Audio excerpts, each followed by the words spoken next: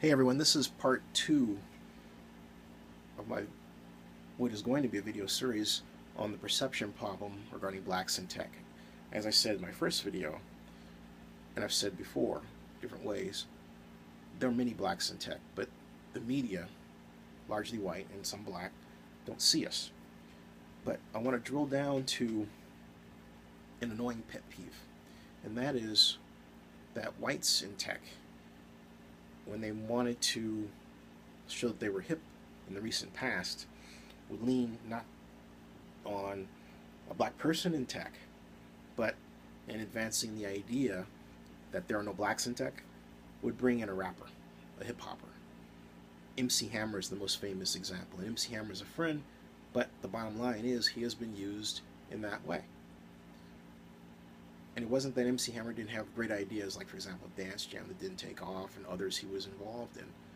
That's not the point. The bottom line is that the reach for MC Hammer, or another example, Chameleon Air, to name some of the many hip hop artists that have been attracted by their white tech friends into tech as sort of a symbol, have essentially been placed in this black friend box where the white tech venture capitalists and entrepreneurs have completely ignored other blacks in tech who are coding, creating companies, like myself, for example, and going through the same startup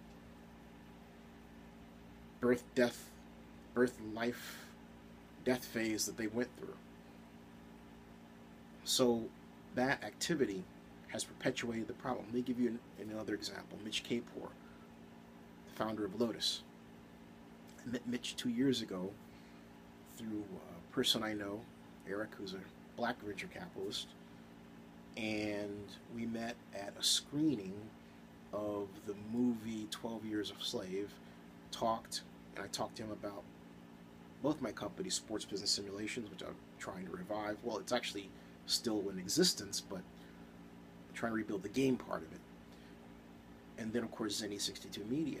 And you would think Sports Business Simulations, with its focus not just on sports but also education, would be perfect as a subject around which Mitch and I could talk. Mitch Kapor. Mitch never bothered to return my phone call.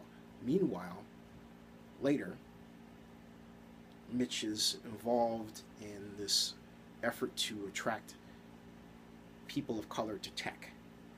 And what he focuses on are black hip-hop types that, when you look at them, they look stereotypically black hip-hop. Therefore, he can say, I'm doing something for the black community, and look.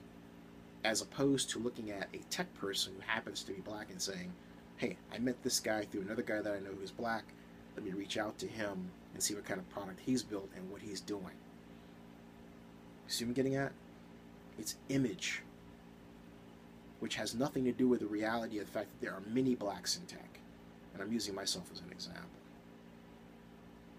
I did one thing in starting my own personal company that was really stupid. I learned someone's very esoteric programming language, Fourier macro language. What's that, right? It's kind of a combination of HTML and JavaScript and a little bit of Dynamo language in between. You would say, what's Dynamo? That's a specialized system dynamics modeling paradigm. At any rate, my point is that the problem is a giant one of perception. It reminds me of something that my former boss, former Mayor of Oakland, L.E. Harris, once said when I worked for him about. He didn't mean that he had this perception, but he was talking about the general perception among blacks, even, that, as he would put it, the white man's ice is colder. That is, if you're white, you're assumed to have more money, more intellect, more of this, and therefore, if you're black, you're not assumed to be involved in tech.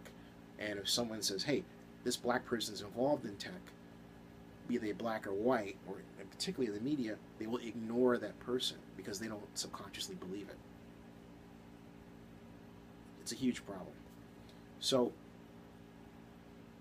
that huge problem masks the fact, again, but there are many of us.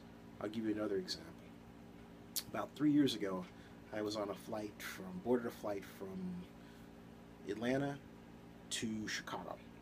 Small Brazilian plane. I was in a seat next to Big Brother. I mean, this fellow was poundage, you know.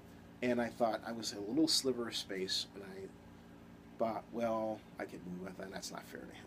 So I stayed and sat and went to sleep, and then I woke up and I thought, well, might as well start a conversation. Turns out this fellow works for Google, and we had a great conversation about what he did, about Google's offices in Iowa, and about the number of blacks who were making apps in some cases who didn't want to be known for different reasons.